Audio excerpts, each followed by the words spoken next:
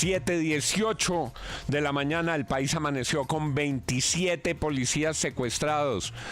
No son retenidos, son policías secuestrados, privados de su libertad. No pueden moverse libremente, no pueden regresar a sus hogares. Están repitiendo en el Plateado lo que ya pasó en el Catatumbo. Es que sacan a la fuerza pública del municipio, les piden que se vayan y luego, cuando entre criminales empieza la plomera por disputar las rentas ilícitas, la población indefensa es la que queda en la mitad de los combates y vienen los desplazamientos y todas las tragedias humanitarias. En cualquier país del mundo, esta sería la noticia principal y ya estaría el jefe de Estado o el ministro de Defensa, no para propiciar una toma sangre y fuego ni una carnicería, para ponerse al frente y para decirle al país que no es admisible que sigan maltratando a nuestros policías y a nuestros soldados, que no se puede volver paisaje que a los policías y a los soldados los ataquen, los maltraten, los injurien, los ofendan, los secuestren. Y nada pasa. 7:19. Miller Arias está en la zona. ¿Qué está ocurriendo en este momento? Juan, buenos días. A esta hora, una comisión de la Alcaldía, la Defensoría y la Personería de Argelia se desplaza al corregimiento El Plateado para buscar la liberación de los miembros de la Fuerza Pública que se encuentran secuestrados desde el día de ayer en esa zona. Se trata de 29 miembros de la Fuerza Pública, 28 integrantes de la Policía Nacional y un miembro del Ejército Nacional que están en poder de las comunidades en esa zona.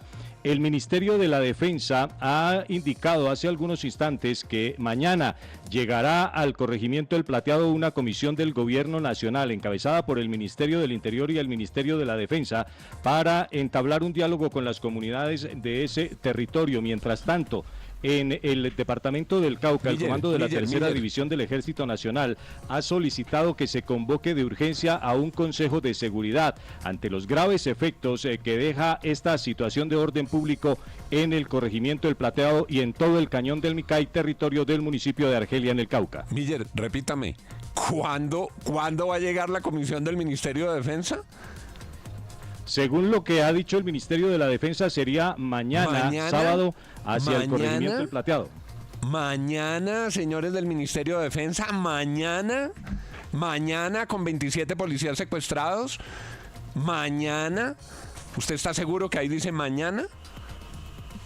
Sí, señor.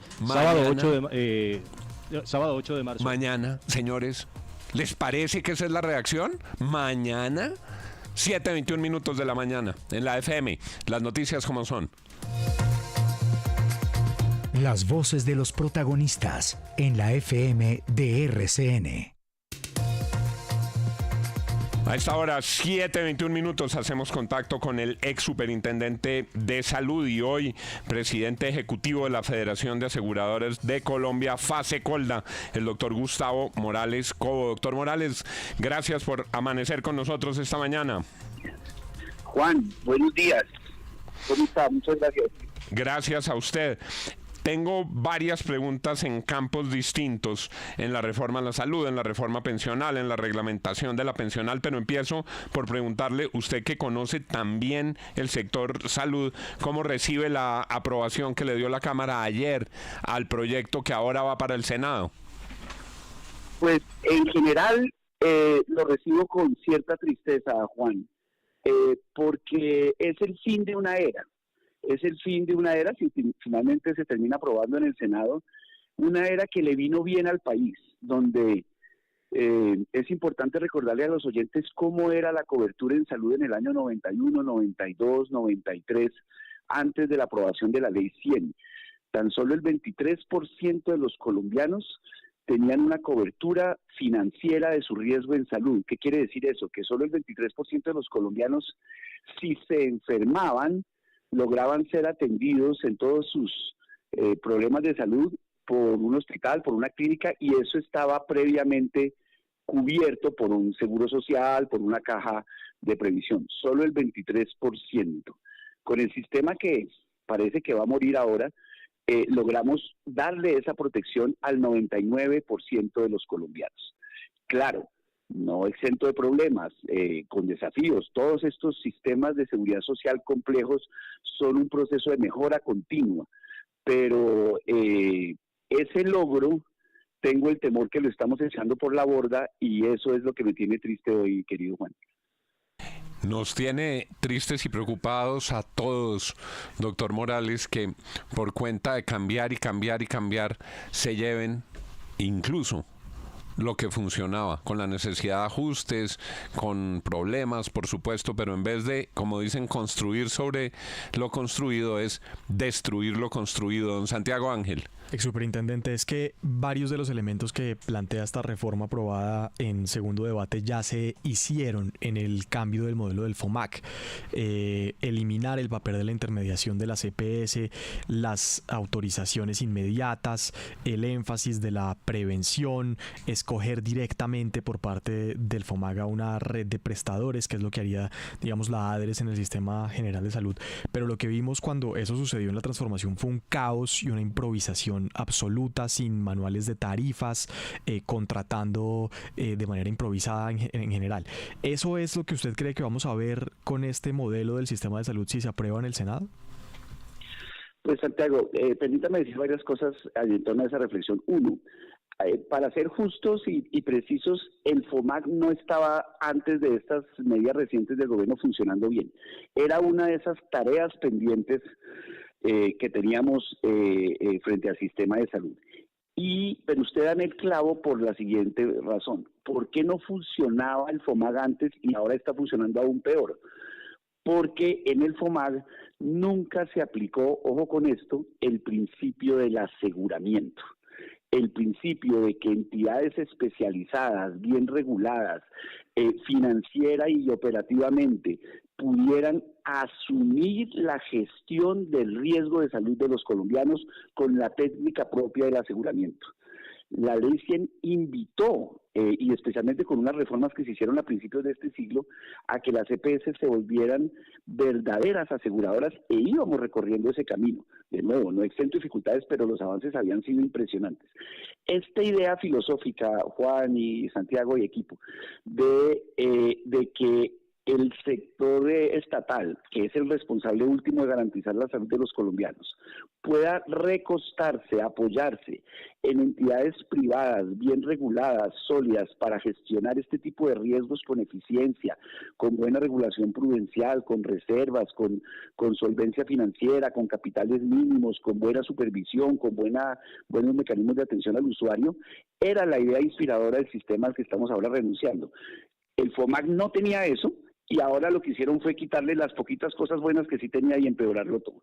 Pero qué bueno habría sido más bien que al FOMAC se le hubiera introducido el principio del aseguramiento que acabo de explicar, que es el mismo principio al que ahora estamos renunciando en el sistema general. Son las 7:26 de la mañana. Le cambio de tema, doctor Morales. Ustedes han advertido que si se adopta finalmente esta reglamentación de la pensional, quedarían inoperables unos seguros fundamentales. Sí, señor.